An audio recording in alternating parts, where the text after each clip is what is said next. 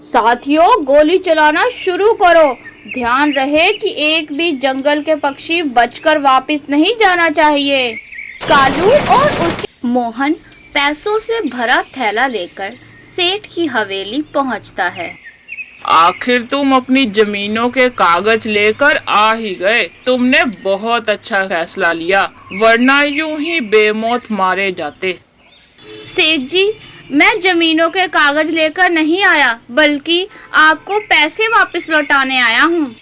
अरे बरखुरदार, इतना पैसा तुम्हारे पास कैसे आया? क्या ये पैसा ब्याज समेत पूरा है? जी सेठ जी, ब्याज सहित एक एक रुपया पूरा है। सेठ मोहन के पास इतना ज्यादा रुपया देखकर हैरान था कि इसके पास आखिर इतना पैसा कहाँ से आया। कल तक तो इसके पास कुछ भी नहीं था। हो ना हो, जरूर इसने कहीं डाका डाला है। मुझे किसी भी सूरत इसकी जमीनों को हड़पना है। मुंशी, जल्दी से पुलिस को फोन लगाओ। इस मोहन ने कहीं बड़ा डाका डाला है। भला इसके पास इतना पैसा कहाँ से आ सकता है? सेठ जी, ये पैसा मुझे कालू भाई ने दिया है। आप चाहो तो उनसे पूछ सकते हो। कालू भाई, आपका बहुत बहुत शुक्रिया। आज आपने मेरी जमीनों को उस लालची सेठ के पास जाने से बचा लिया। मैं धीरे धीरे आपको सारे पैसे वापस लौटा दूंगा। अरे, आपको चिंता करने की कोई जरूरत नहीं। आप जब चाहें इसे वापस कर सकते हैं। इस कालू ने मेरा जीना दोबर कर रखा है। जिसकी भी जमीन पर हाथ डालता हूँ, उसी की मदद कर देता है और जमीन मेरे हाथ आते आते निकल जाती है। मुंशी, जितना जल्दी हो जाके पता लगाओ कि इस कालू के पास क्या व्यापार है। इसके पास इतना पैसा कहाँ से आता है? जी सरकार, मैं आज ही अपने आदमियों को इनके पीछे लगाता हूँ। मेरी बात कान खोल कर सुनो। पड़ोस के गांव का जमींदार बहुत चतुर है। उसने पूरे गांव की जमीन पर कब्जा कर रखा है। उसका नशे का बहुत बड़ा व्यापार है। उसने बहुत सारे व्यक्तियों को नशे पर लगाकर उनकी जमीन हड़प ली। आज उसके लोग हमारे गांव में नशा सप्लाई करने आएंगे। मुझे अभी अभी ये खबर मिली है। हमें अपने गांव को हर सूरत नशे से बचाना है। तुम सब तैयार रहना। भाई, आप बेफिक्र रहो। आज रात हम उनका काम तमाम कर देंगे। रात के समय कुछ पक्षी एक बैलगाड़ी पर बहुत ज्यादा नशे की बोतलें लेकर जंगल की तरफ आते हैं। सेठ के कुछ आदमी पैसा लेकर उनका इंतजार कर रहे थे। कैसे हो मित्र? रास्ते में आपको आते हुए किसी ने देखा तो नहीं? अरे नहीं भाई, हमें देखकर किसी ने क्या करना है। आप माल चेक करो, पूरा एक नंबर माल है। जमींदार साहब ने आपके लिए तैयार करवाया है। अरे भाई, ये तो अब गांव के किसान ही हमें पीकर बताएंगे। हा। हमारे सेठ साहिब ने बहुत कोशिश की कि लोगों की जमीनों को कर्ज देकर सूद ब्याज के बहाने हड़प लें, लेकिन यहाँ का एक व्यक्ति ऐसा है जो हर एक की मदद करता है और वह सेठ साहब की दाल गलने ही नहीं देता। इसलिए अब आपके जमींदार वाला फॉर्मूला अप्लाई करेंगे। यह ले आपका पैसा। इसमें अगली बार जो माल आना है उसकी भी रकम है। साथियों, गोली चलाना शुरू करो।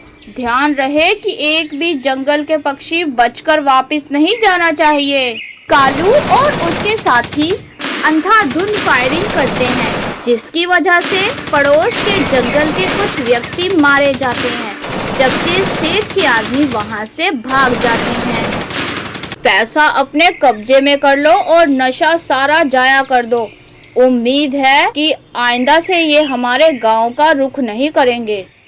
कालू घर से कई दिन तक गायब रहता था और कभी किसी गांव और कभी किसी गांव, कहीं ना कहीं कोई ना कोई काम करता रहता था। कालू अपने साथियों के साथ कहीं जा रहा था कि तभी उसकी नजर एक बूढ़े पक्षी पर पड़ती है जो जारो कतार रो रहा था।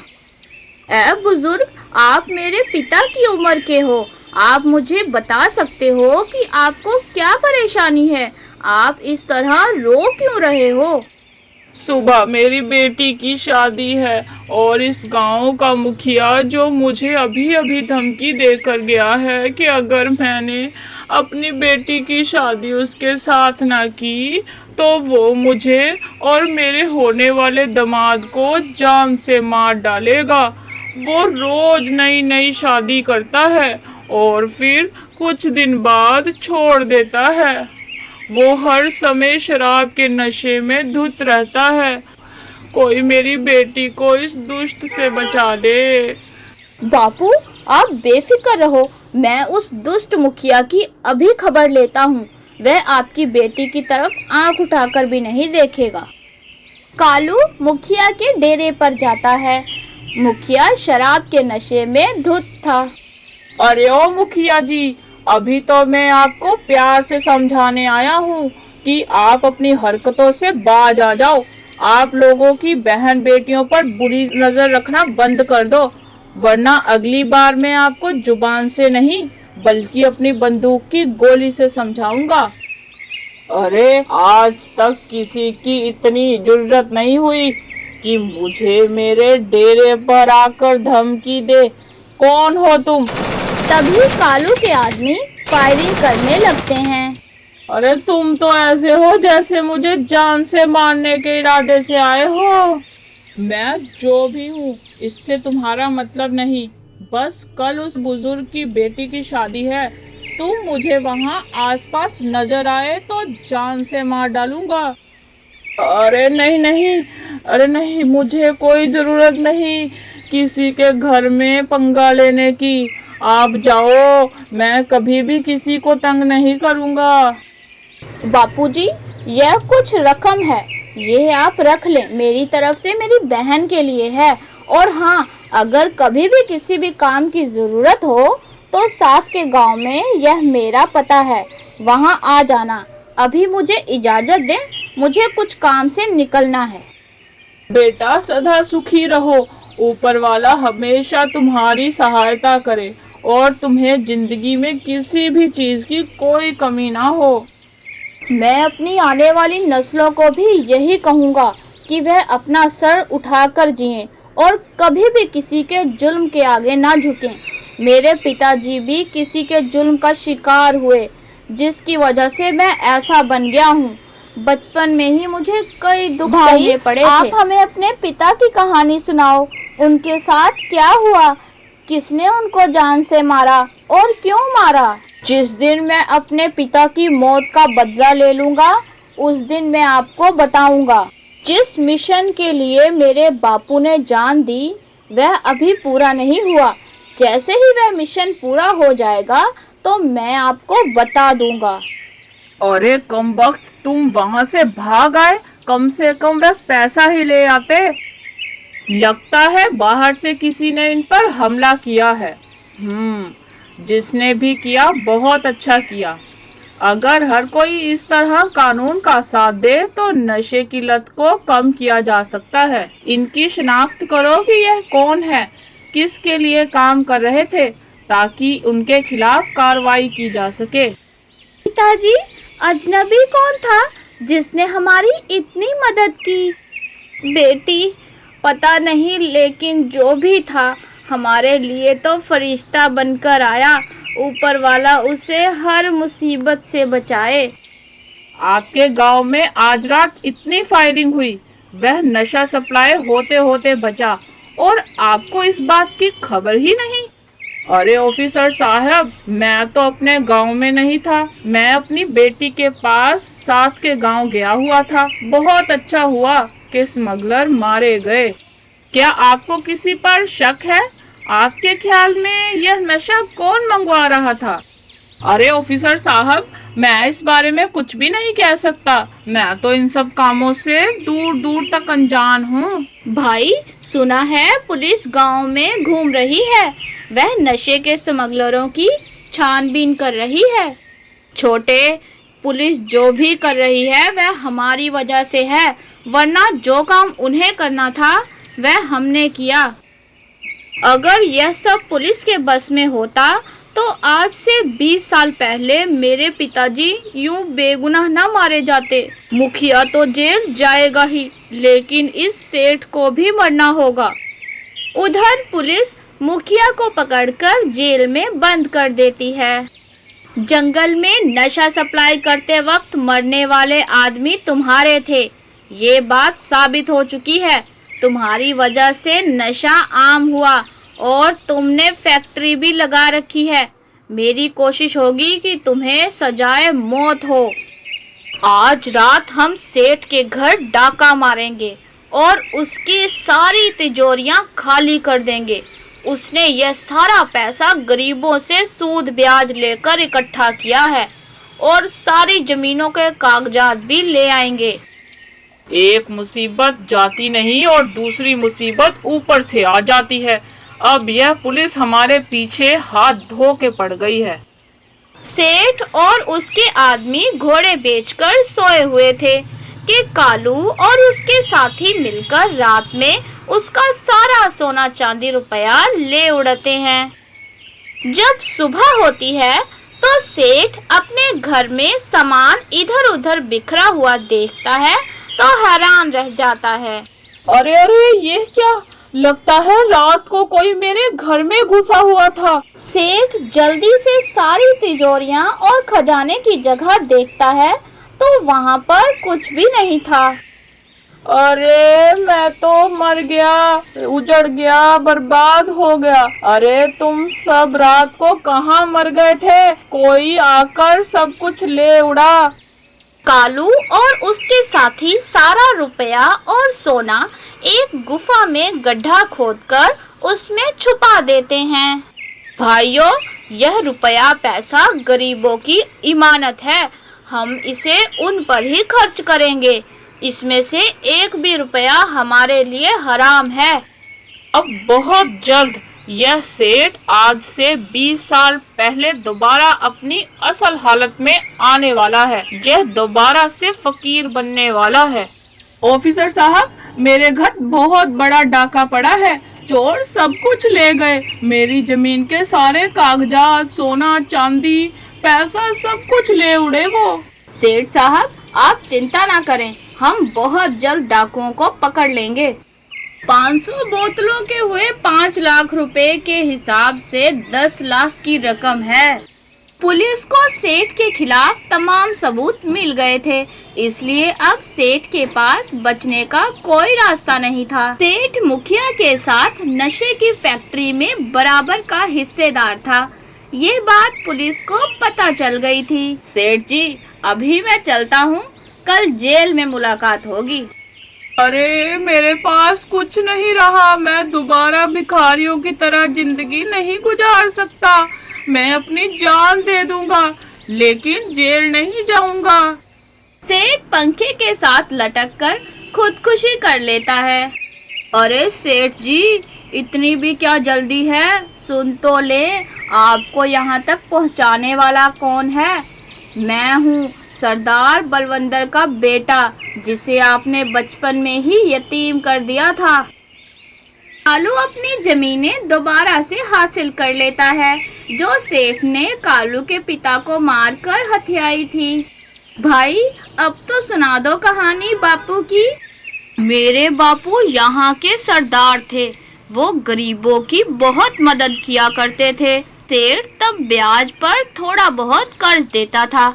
मेरे पिताजी गरीबों को इससे ब्याज लेने से मना करते थे और उनकी खुद मदद किया करते थे। वो नशे के भी खिलाफ थे। इस सेठ को लगता था कि ये सरदार उसकी दाल नहीं गलने देगा, इसलिए इसने कुछ किराए के गुंडों को पैसे देकर मेरे पिताजी को मरवा दिया और उसके बाद सबसे पहले इसने हमारी जमीनों पर कब्जा किया।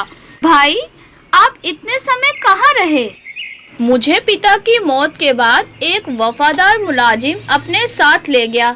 उसने मेरा बड़ा साथ दिया और वो कोई और नहीं बल्कि तुम्हारे पिता थे।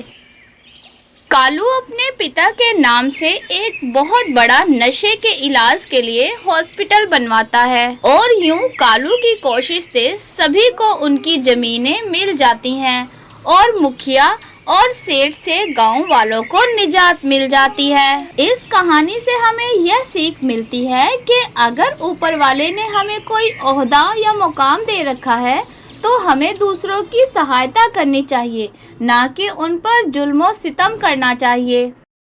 गहरे जंगल के एक शांत कोने में चिड़िया सोनू और उसका जीवन साथी चिंटू रहते थे। दोनों एक दूसरे से बहुत प्यार करते थे। हर सुबह दाना चुगते, शाम को घोंसले में बैठकर सितारे देखते।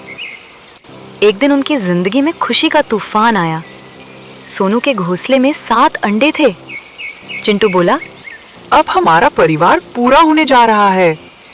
दोनों दिन रात अंडों की देखभाल करते और घोंसला मजबूत बनाते। एक दिन काले बादल छा गए, तेज बारिश शुरू हो गई। वो पेड़ जिसमें वे रहते थे झुकने लगा। सोनू घबरा गई। चिंटू, अगर ये घोंसला गिर गया तो हमारे बच्चे पैदा होने से पहले ही खत्म हो जाएंगे। चिंटू ने आसपास देखा। एक लंबा पेड़ था जिसमें ऊपर एक बड़ा खाली घोंसला था। दोनों उड़कर वहां अपने अंडे ले गए। ये जगह हमारे बच्चों के लिए एक वरदान है। लेकिन उन्हें क्या पता था, वो घोंसला जंगल के सबसे खतरनाक शिकारी चील चिलो का था। चिलो बारिश में शिकार करके थक गया था। वो जब लौटकर आया तो देखा एक चिड़िया, एक चिड़ा और 7 अंडे मेरे घोंसले में। मुझे तो बिना मेहनत के दावत मिल गई। सोनू डर गई, लेकिन वो समझदार थी। उसने तुरंत एक योजना बनाई। चिलो भाई, अगर आप मुझे और मेरे अंडों को छोड़ दो तो मैं आपके लिए नए नए पक्षी लेकर आऊंगी। शिकार की लाइन लगवा दूंगी, बस बारिश रुकने दो। चिलो लालच में आ गया। वाह, ये तो रोज का शिकार मिलेगा, मुझे मंजूर है। रात होते ही चिलो घोंसले के दरवाजे पर सो गया। तभी सोनू ने अपने पति चिंटू को जगाया। वक्त आ गया है योजना पर काम करने का। सुबह जब बारिश रुकी, चिंटू उड़ गया सीधा अपने पुराने दोस्तों के पास। वहां उसने पूरी घटना सुनाई।